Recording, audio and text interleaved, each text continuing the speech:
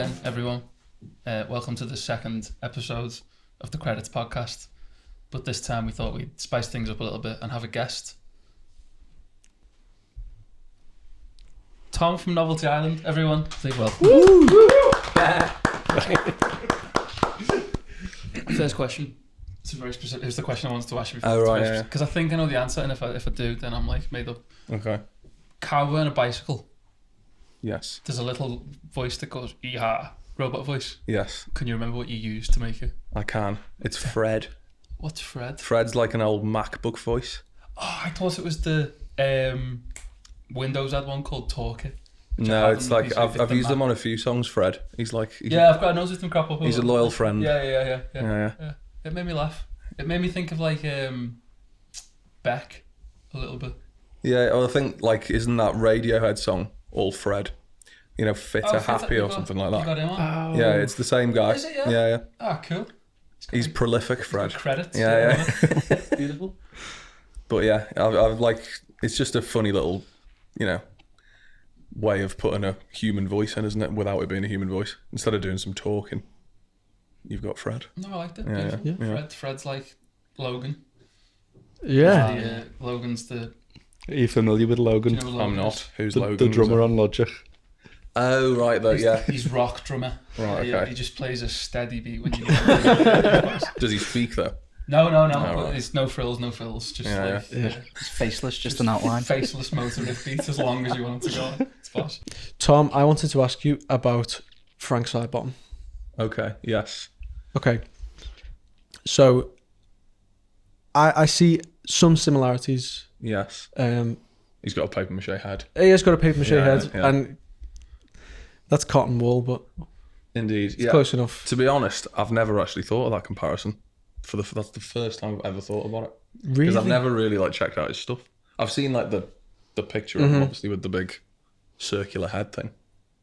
But it's a total coincidence actually. I think because his art form leans into some kind of nostalgia thing, but it was rooted in its time, which was like the 80s. So he was like using cultural references from I'm guessing what would be his childhood and putting that into his art and kind of using that in the same way that you use nostalgia as a Well, I suppose like all my tool. things like the telly and this and stuff, they're not like just totally random. It's like the telly is supposed to look a little bit like the Simpsons telly.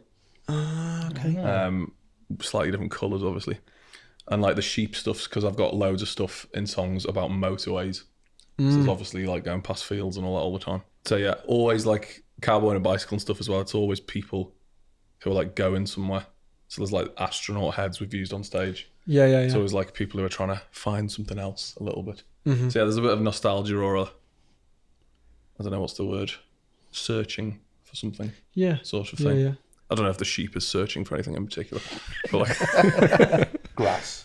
It's desperate for grass. But there's a sort of slight theme in my head anyway, to all these things. But yeah, I guess that is quite Frank Sidebottom. I've never really realised I'm just a Frank Sidebottom tribute act. I remember we caught you at Handyman's, I think it was Smithdown Fest, like 6 years ago or something. Right, yeah. And even back then you were using props. Is it something you've always used, or is it like was it just like at one point you were like, I'm going to start making them? With Novelty Island, I think it's always been stuff I've used, and maybe I did with old bands as well. Not anywhere near as much. It's like being proper a thing that I wanted to do from the start on Novelty Island. Just because it's mainly because it's so annoying having to think of things to say on stage, isn't it? And being like, this is our Facebook and all that sort of thing. So it's like, you can say that sort of thing, but if you've got a TV on your head, it's slightly more memorable. Good evening, Springton. Yeah, exactly. Yeah. Does the talking for you, doesn't it? Yeah. It's like I don't really need to do much because I'm not like a natural talker on stage particularly. Yeah. And then, it sort of does it for you. Have you like done any sort of like training or like any education in like making things, or have you just sort of picked it up along the way? Yeah, just always sort of made stuff for fun. Because that is particularly impressive, that one. It's like... Yeah, I'm quite proud of that one. It's no, I mean, I've just done it a lot now. Yeah. And like I've got an art studio now where I do it all the time. So like for the newer stuff, there's going to be like one for each song. Yeah. Like a sculpture-y thing. It's all like papier-mache, similar style. But yeah, I've never had any formal training. I don't know why you would train for this. I don't know. Just 5-minute crafts on YouTube. Yeah. What kind of led you down the path of going with props over something else? You know, like quite a lot of people use like visuals in backgrounds and have a projector. What sent you over to props? Because it's not something I've ever really seen before. Well, I mean, we do visuals a bit now as well because we've got like a telly that we have on stage. But I suppose the props were like, well, obviously because we're called Novelty Island, it's very influenced by Vic Reeves' Big Night Out. And that's full of like rubbish cardboard props. So it's sort of that probably that's like the big thing of it, of just silly, big, funny items that you can't really like ignore. Like, you know, them coming on with like carpets on their head and stuff like that. And being the living carpet. So yeah, I think probably that sort of influence. Actually, no, well, the long arms thing I do, there is a Vic Reeves sketch where he's got long arms. So that was just a direct steal. What was the video idea that you were talking about before? I kind of missed the start of it, and I just I said I can't tell people don't know. Oh, you don't want to give it away? I give it away, yeah. Oh, okay. We make ourselves out of Lego, like the white stripes, yeah. But I said it, and then he immediately said he'd done a smarter version of it. Of course, yeah. It's fine. Already did it. Yeah. One of the albums I really liked, which I think I missed the memo on the first time, because I think you put something on Instagram about it like a couple of months ago, was like the sort of more synthy, like a departure from the Novelty. I can't remember what the name. It was like a mini album, like 20-minute long thing. Taped over. That's the one. Yeah. I like that. Thank you. It was cool. Yeah. That's like a sort of I wanted to do like Boards of Canada with vocals. It was boss. But in the sort of structure of Smile. Yeah. It was really cool. I started that like years ago and wrestled with it for a long time, and it was going to be a full length album, and then it sort of all like it was chopped and changed a lot, and yeah, finally got called, taped over, and now it exists. I liked it. Yeah. Oh, cheers, man! Thank you. Yeah. I kind of like I think it was first album I kind of got onto you.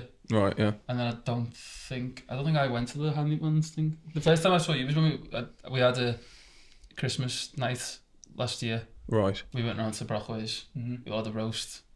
We had some mildly psychoactive dessert, and then we went and watched you in Rough Trade. Oh, right. So that was the first time I remember seeing you standing there. Yeah, I was like I had a great time. I was like just smiling. That was amazing. I was like, this is exactly what I wanted right now.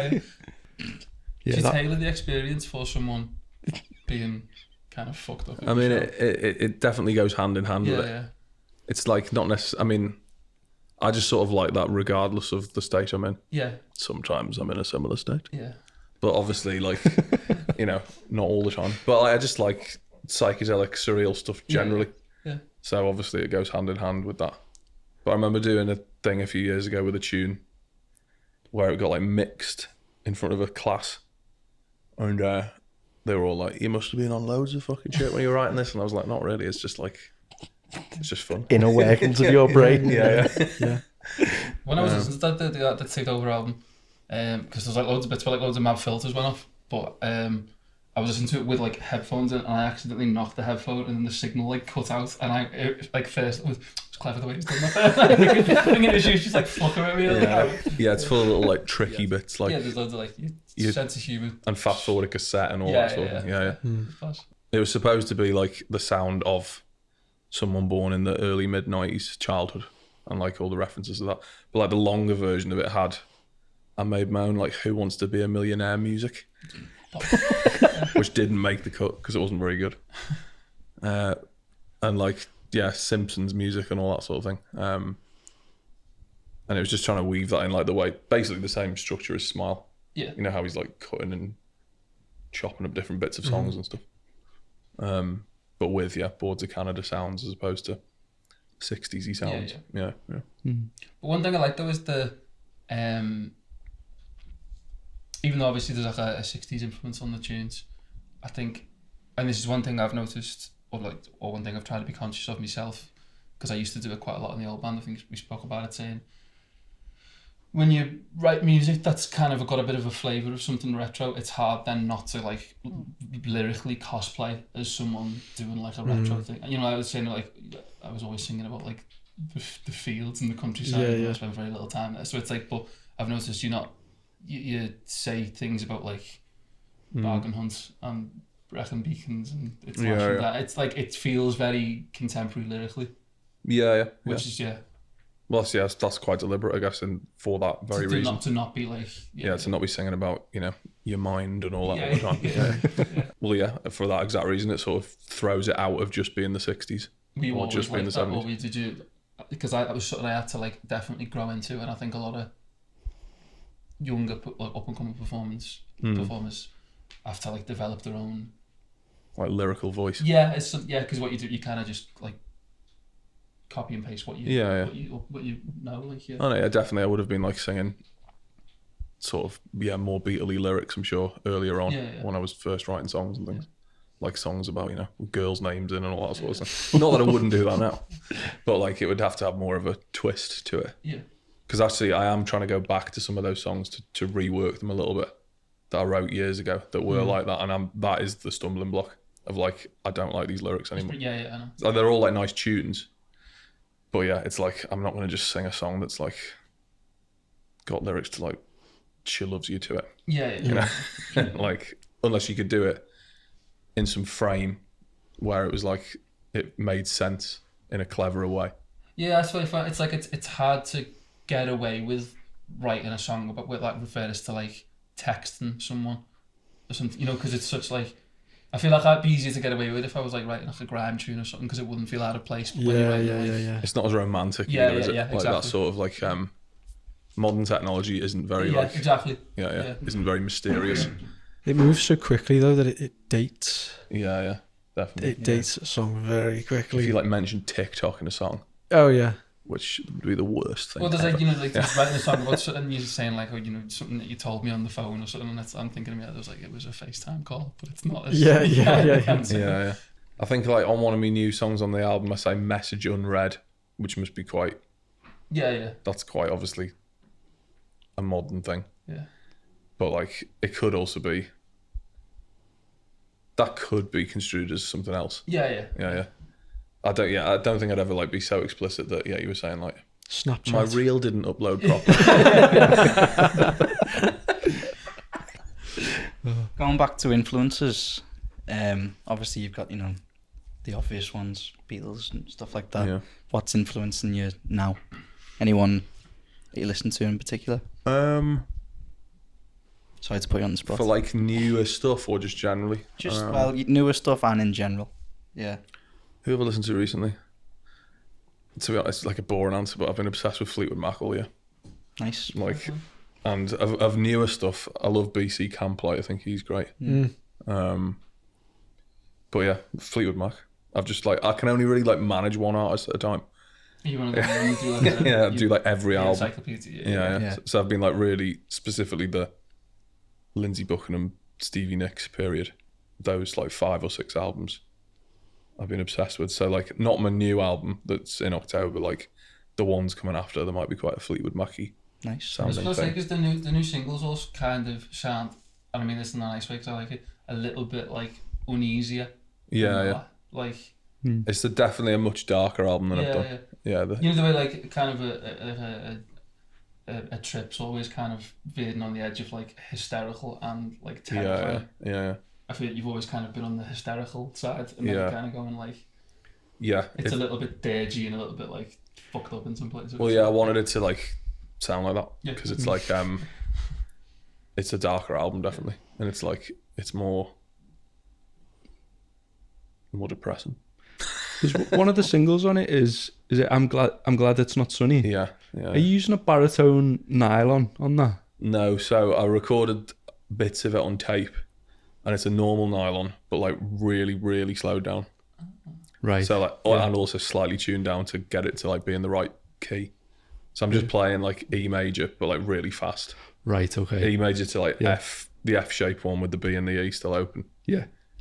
But I had to put like ding ding ding ding ding ding. Was that, it sounds like a grunge song on a nylon. I was like, I've never heard a nylon string guitar strung that low, but that makes yeah. It's like I bought like the most impractical tape machine about a year ago, and like I had to figure out like because it wouldn't even go slow enough, the tape machine. I think it can take it down 3 semitones, and I needed to go down like 4 or 5.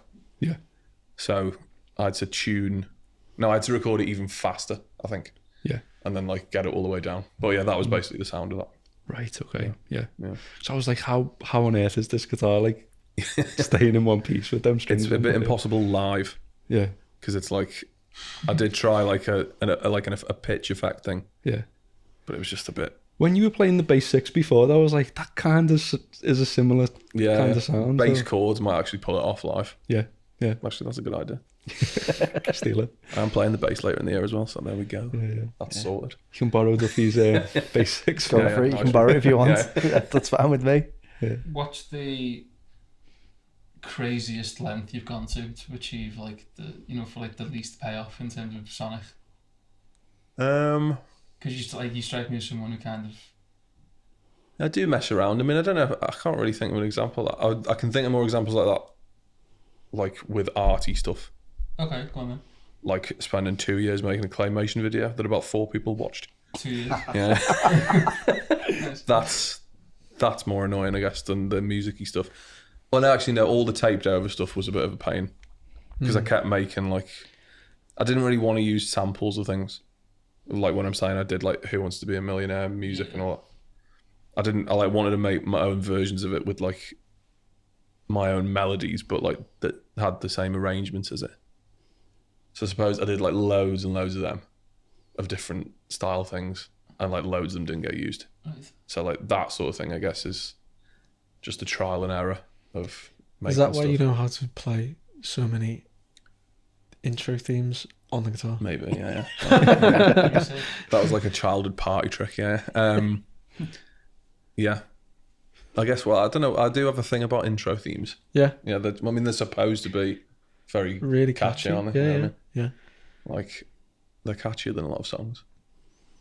So, The Rock for the Files, I'm telling you. It's the best one. I don't know that one. What's it go like?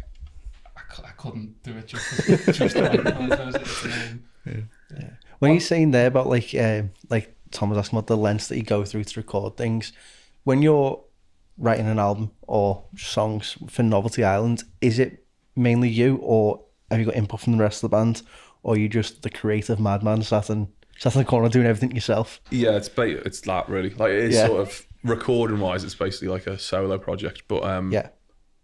I have started using my drummer a bit more, and my partner Frankie, she sings on, like she does some backing vocals and things. Yeah. And going forward, I do want to like try and do a bit more like band style recording, just because it's like I've only ever really recorded on my own. Yeah. So like to mix it up, basically. Is it the same in terms of writing songs? Is it just all straight from you? Yeah. Yeah. Yeah. Nice. It's freaky though. Yeah, because it's kind of, we've kind of gone a bit of a different way. Like going back a year ago, it was more so, Tom or Matt as the main two was kind of fully demo a song. Every instrument involved, bring it to the room, and we'd all learn the parts. But we've kind of gone different direction now, where someone has the base of the song, and then we all just come in together and add our own parts It's to more it. just So keeping each other in line as well. Yeah. I think if I like give myself the freedom to do what you do, I just wouldn't Yeah. know when to like call a tune a day. Yeah, I know what you mean. It's like, I suppose that just comes with having done it a lot, yeah. Like restraint. I was just never ever in bands as a kid. I've never been in bands really. So it's like, I only like did music sort of on my own because I didn't grow up in Liverpool, so I grew up in Newcastle, where, well, I'm sure people did like sort of the Beatles and all that sort of thing, but it wasn't like a thing that anyone I knew cared about. And like people who liked music that I knew, it was like dubstep, which I wasn't that bothered about. So yeah, I always sort of just made, we had little like, those digital 8-track things. We had one of them in the house, and I'd just like mess around on that. And then I was like learning instruments as well as a kid. But yeah, it was always sort of, I suppose I was in sort of like school based ensemble things. So that would be the nearest to playing with other people. But yeah, if I was doing like music I liked or making my own stuff, yeah, I was always doing it on my own. Yeah. So it just sort of stuck doing it that way. Not really out of choice or in a deliberate way. But yeah, I suppose after a while it was a bit like when I moved here and I did try and form bands, it was a bit like, I just would watch people record and be like, I just want to do it. This is like taking too much time. Yeah. What was the main influence for you moving away from Newcastle and moving here then? Well, I was born here, and like my mum's side of the family are from here, so like we would come here a lot. So I moved with family to here when I was 16. So I've sort of had half my life here, half my life in Newcastle-ish. Maybe more than half here now. And this is the better city. There's more fun to be had. There we go. Newcastle is great though. I like Newcastle a lot. You mentioned like the people you knew back in Newcastle, the type of music they listened to was dubstep, or maybe not what you were into. Where did the influences that come through in your music, where did they come from when you were a kid? Well, the Beatles, we had like every Beatles album on vinyl. Yeah. So, and they are like my lifelong obsession. Like, so when I was about 6, I think. Like, well, no, I love Thomas Tank actually when I was really little. And obviously, it said at the start, Ringo Starr narrates this. And I said, who's Ringo Starr? And I was like showing a shelf full of every Beatles album. Yeah. And then that was it forever, really. So the Beatles came from that. And then when I found out, I suppose I knew I was born in Liverpool, but I was sort of like, I found out I was born in the same hospital as John Lennon. Yeah. And I was like, oh my God. And then whenever we came here, obviously I'd do all the Beatles stuff. And then other influences maybe came a bit later, like the Beach Boys are probably my number 2. Yeah. Fair enough. Yeah. We've all got our links to things. Yeah. You know what I mean? There's no plaque on the hospital for me yet, unfortunately, though. Okay. Yeah, One day. maybe. You could just install one yourself. I could. Just That would rub be out. very, very you. Yeah, A music video of you doing that. I could do. Yeah. It'd be so arrogant. You need to be arrogant in music at Just put a times. plaque of myself. Most people just put a sticker in the box on the jack. Yeah. Raise the list of bills. Put a blue plaque on something for yourself. But no, I suppose things like that helped with my Beatles love. Did you find that difficult then as a kid? So you've got this passion and this love for something, and obviously you've got your family who are really into it, but was it difficult not having friends, like you were saying, that were into it to share that with, or did you didn't really care? Coped with it fine, mate. Look at No, See, I cope so well. Yeah. I've got an album called How Are You Coping With This Century? Exactly. A bit, maybe. I don't really remember being that bothered that other people weren't into it. No. Because it also sort of made you feel like, oh, I'm different. Got me on. Yeah. You're the one edgy kid in the class. Yeah.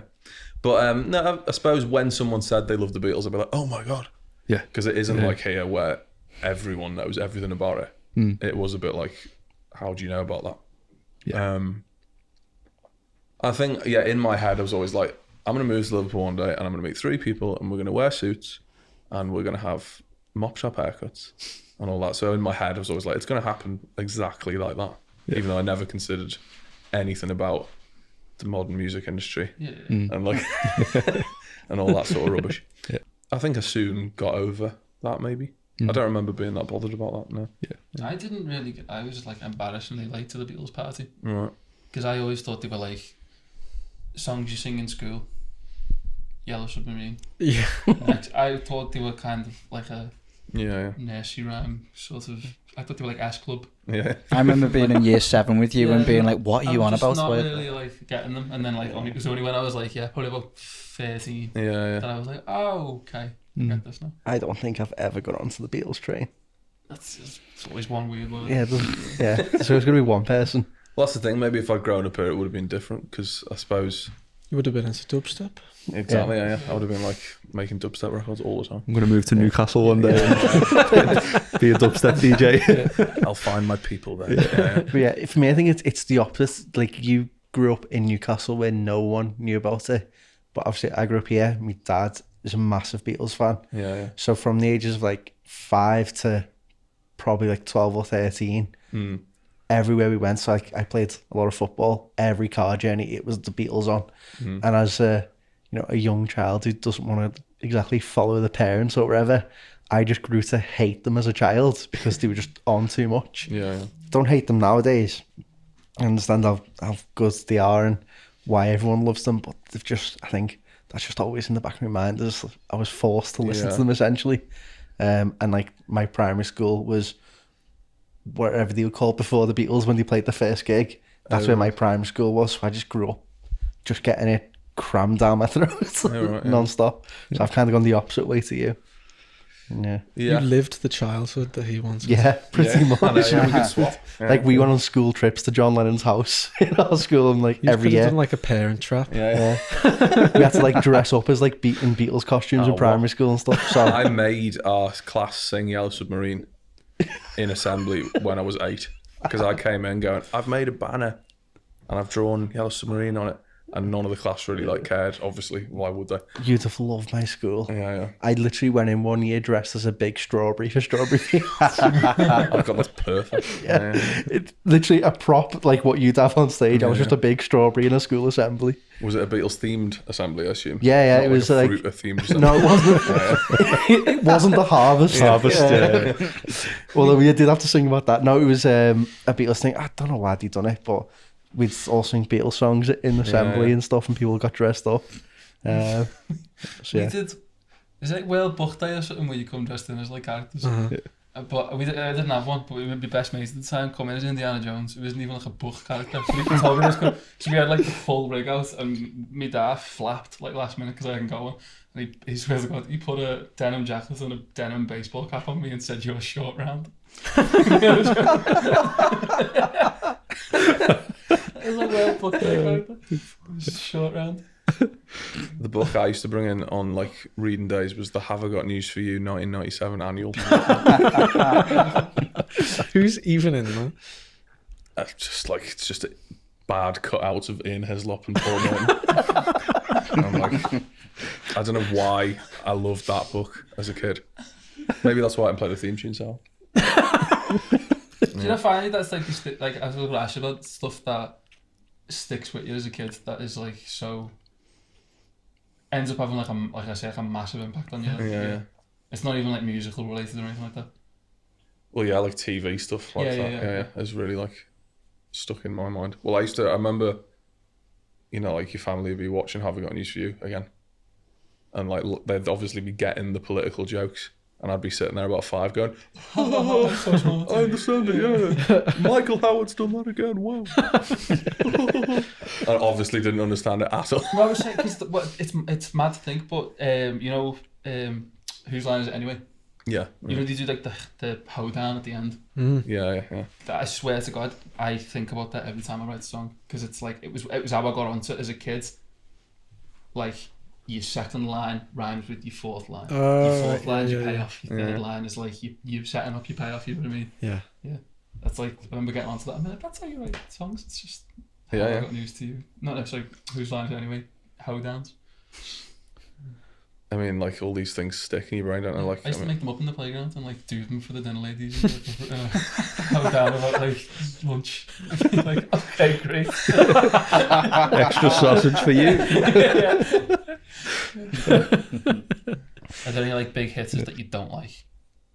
What you like, artists? Yeah, like the way I don't really like the Eagles. You know what I mean? I don't like Queen. I don't like Queen. I don't like Queen really. Yeah, I think they're really. I can appreciate them. Yeah, I get it. Yeah. I think Bohemian Rhapsody being as popular as it is makes me feel like the whole planet's been abducted by aliens. Does it? Yeah. Yeah, and they've all gone mental. I get that song. I like that. I think that's pretty like.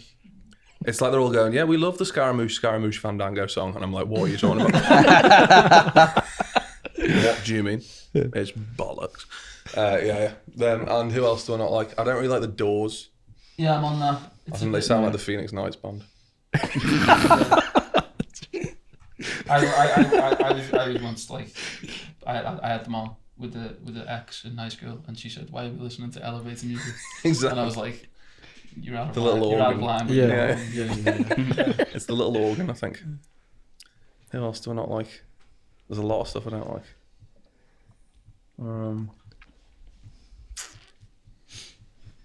Well, name some people. Do you like the Stones? That's always a one that people either love them or hate them. I'm in the love camp, but I do like the Stones. Mhm. I like their like singles. yeah, Obviously, there is a lot of filler. yeah. Yeah. In like 700 years of releasing albums. Yeah. Yeah, I mean, obviously, in the whole Beatles Stones thing, I think they significantly lose yeah, yeah. by Thought you had to think such a about that huge margin. No. There's no doubt about it. In every way, like, I don't get into it too much, like, but you watch them, and even back in the day, They copy I'm not them like every throwing shade at them, but they're not like great players. I know you don't need to be a great player, Yeah, but yeah. Definitely, yeah. the other bands at the time were like technically way more proficient. You know Oh, what I mean? yeah. I think that is the Stones' appeal, though, isn't it?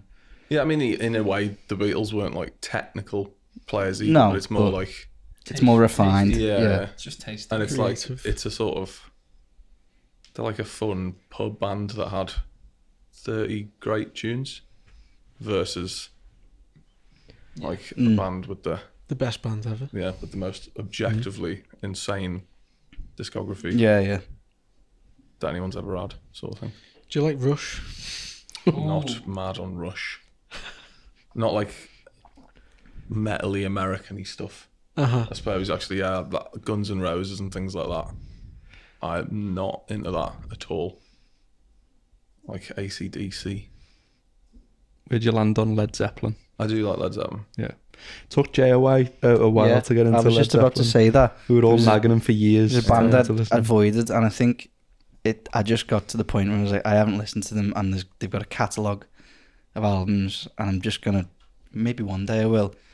And then I think it was in like one of the lockdowns. I just did it one day, all the albums in one day, and then it was like Wikipedia, Yeah. whole in the same day. Knew everything about them, and it was like an obsession for a few months. Yeah. Yeah. But I love like, I do like some of their heavier songs, but like I love like the Rain song and things like that. Yeah. Mm. Like, because I do think they've got more soft sort of moments than They were They're giving a credit folk for. band, weren't they? yeah, Before. I guess, yeah. And stuff like Jamaica and all that's quite fun. Yeah. Where'd you land on Radiohead? Because Radiohead's another band that Jay has refused to listen to his entire life. I get that though. I get why you wouldn't. Yeah. But I think if you got you into need them, to do it. you would I think it would break have a you. mental breakdown. Yeah. It would break you as a person. Yeah. But I think you should do it. If you look at my like listening on Spotify, it's all quite optimistic. Right, yeah. You can't tell. You just talk like confusing me like the world isn't made of like custard and stuff. I love the Benz and OK Computer. Yeah. But I'm not like an obsessive about like their more recent stuff. I remember listening to that. Is it a Moon-Shaped Pool or something? Yeah. And it's very sleepy, isn't it? I think it's a cycle. I think it's like you get into the way it was. You get into them. You listen to those two albums, you like the Yeah. and then you explore the other stuff, and then you go, oh, this is good. And then you kind of end up being like, Yeah. but I'm only probably going to listen to the bands from now on. 'Cause Yeah, it's yeah. just like, Unless you mean only listens to Hail to the Thief. that's a Duffy opinion. Yeah. By By far the best Fast album. take that. yeah. I listened to In Rainbows recently for the first time, and I was like, because I've always heard people say that's one of the best ones. And I remembered that weird Fishes song, which I do like that tune. But then when I listened to the album and everyone going on about what an amazing album it was, I was like, well, the only one I remember after listening to this album is Weird Fishes. And that there must be something in agreement there. Yeah. There must be something in the fact that that's the one everyone refers to. Yeah, like, yeah. You know what I mean? Like, Radiohead thinks one of them bands where the things they influenced is better than Like Muse. Better than them. exactly. I bet you love Muse, didn't you? Yeah, you'd like Russian, you shit on radio. So Muse fella. I'm not shitting on Radiohead. I like Radiohead, but I think Did you ever have a hole in your ear? a what? Like a stretcher? Oh, a stretcher? Did you? No. Oh, no. right, okay. I can kind of see you when I have a Muse t-shirt on and like pack a Monster Munch or something when you're about 14. I think if you'd showed me at age 10 a picture of like someone with like the classic scene Yeah. and a big stretcher and like a Muse t-shirt, and you were like, "This is you at 21," I'd have been like that. Yes. And I think if you showed me a picture of me now, I'd be like, what the fuck? What happened? Yeah.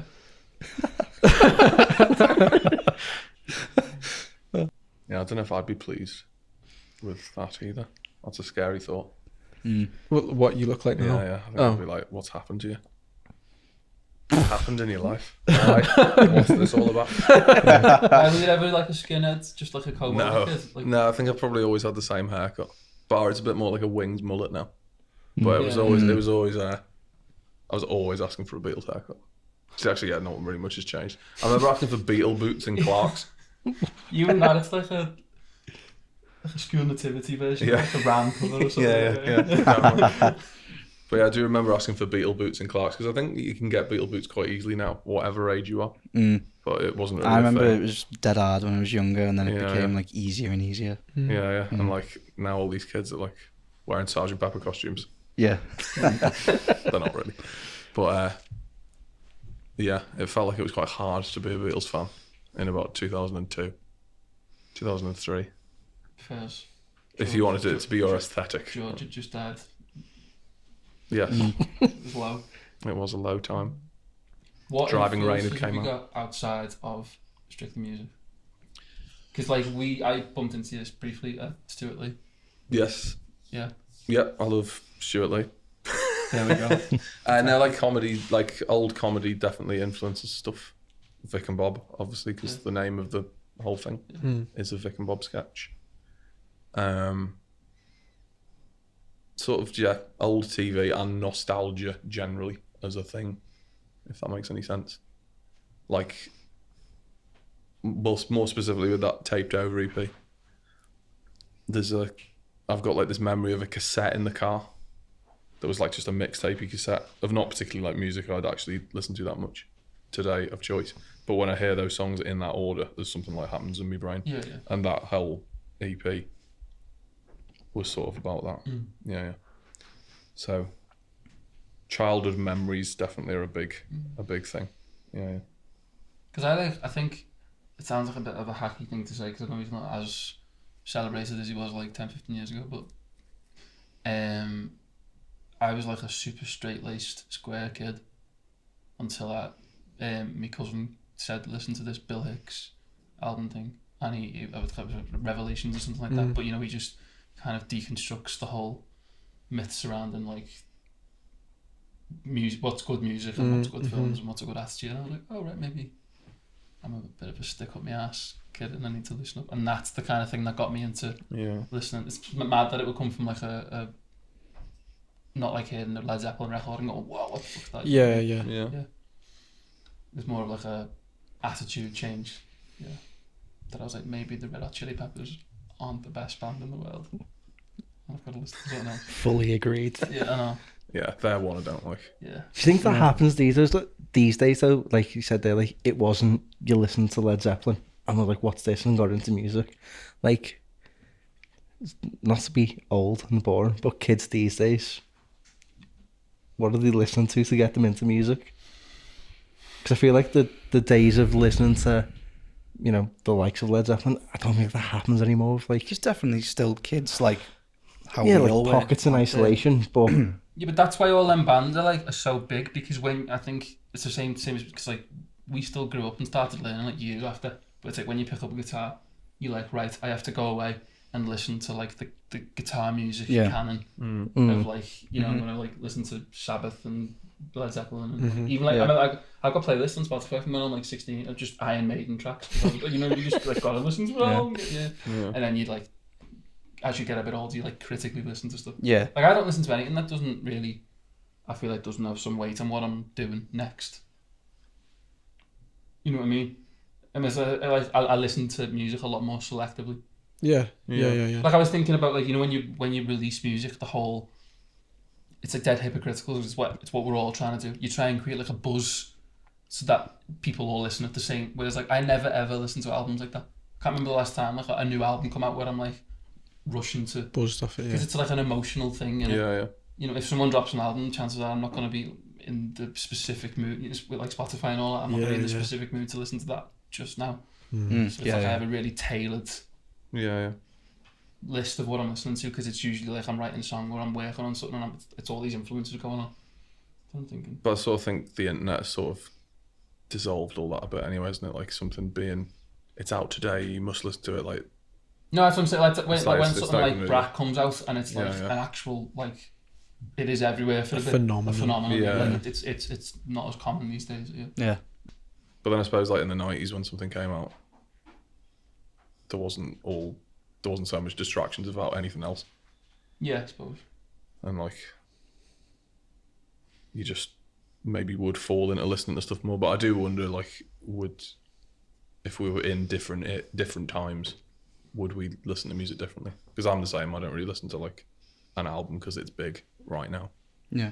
Sort of thing. Or even people I like who dropping it. You know, like when Father John Misty put the new album out, I didn't listen to it on the day. Yeah. Or even that week. It was more like the next time in the week. Yeah. I'm glad there's another thing there that I can Yeah. hop onto. Yeah. I don't know if anyone. I'd like rush out and. I think if Schauf dropped something, I would. Yeah. But he's like songwriting Bible for me. Yeah, but there's very few left now. Do you like him? I do. He's really makes good. sense. Yeah. We can carry on with the podcast then. Yeah. Yeah, he's great. He's got like 1 million side projects as well, hasn't he? Yeah. Yeah. Because there was one I was obsessed with in COVID. But I can't remember what it was called now. Fox Warren. Yeah, that was it. Yeah. You see, again, going back to what you were saying, like, I love that band, but I haven't listened to the album yet. It's like, Yeah. I listened to like 3 or 4 songs, and then I just don't have the attention span to listen to a full It's album. not even that. It's like it's there's so many like albums, TV shows, films, everything that come out that you're expected to like.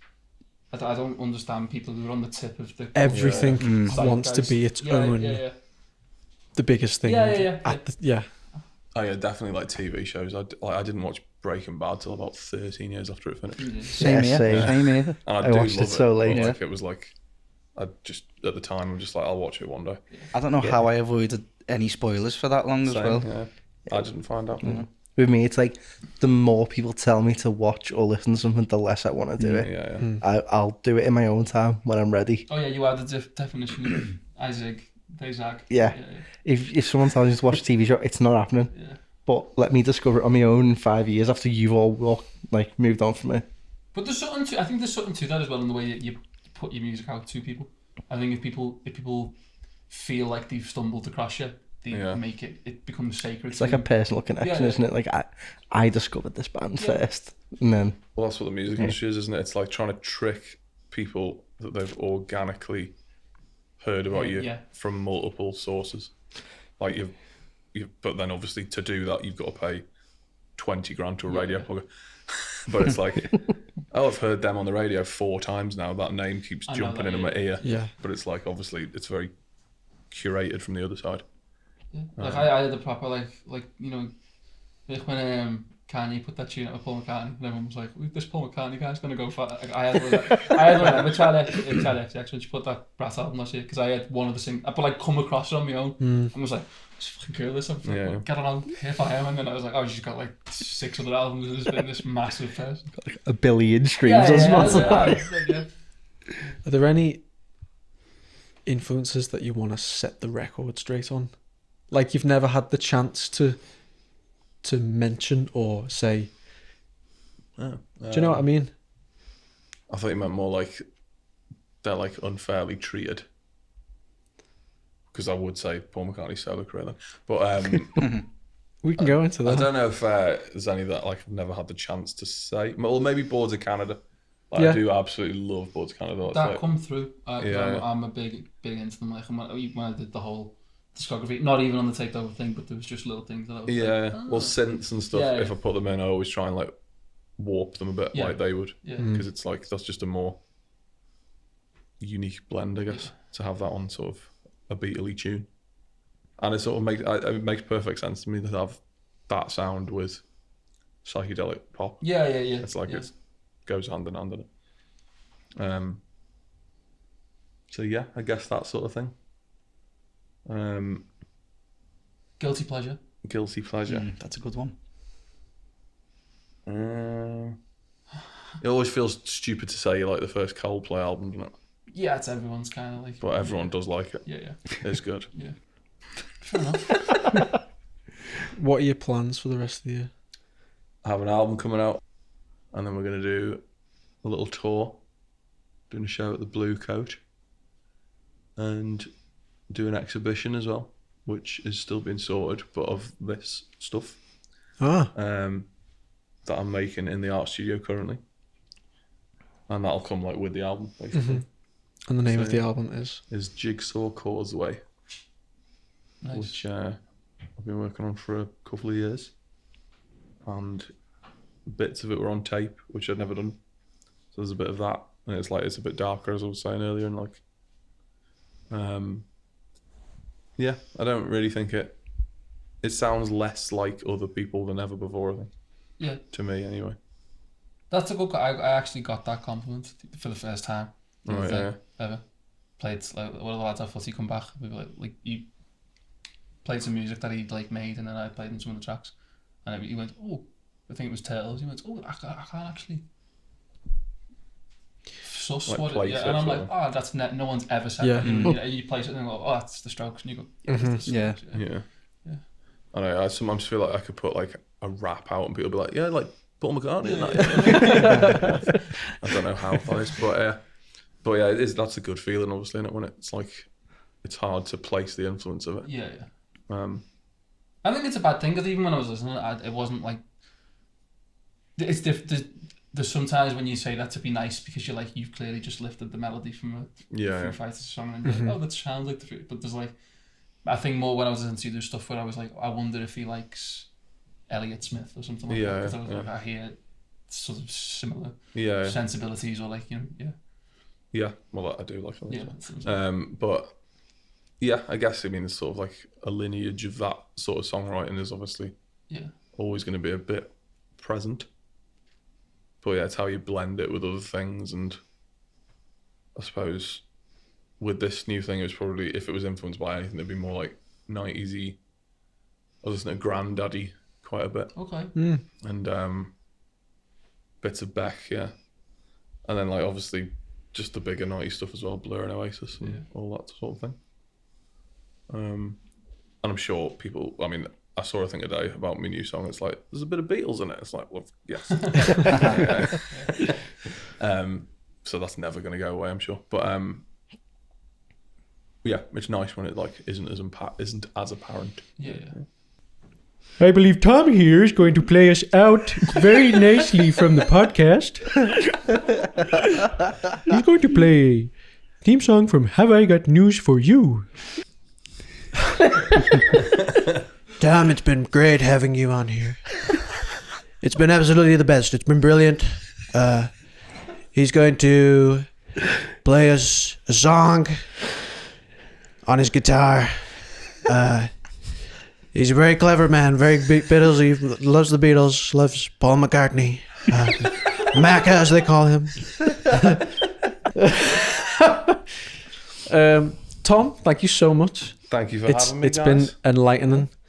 It's been... Thanks for not being sheepish with us. Oh, nice. This is going on YouTube. Hopefully everyone flocks to the video. Nice. That was good. Yeah. Tom is going to play us out with an old number that That I promised I could play. he promised he could play.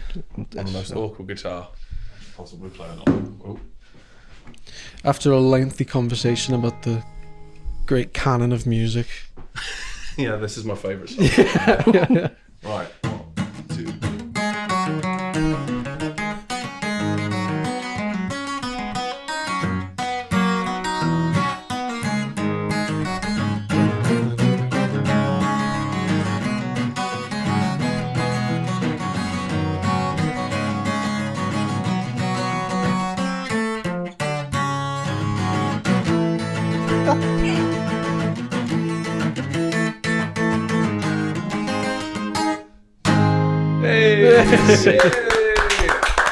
So impressive you played with that stance, by the way.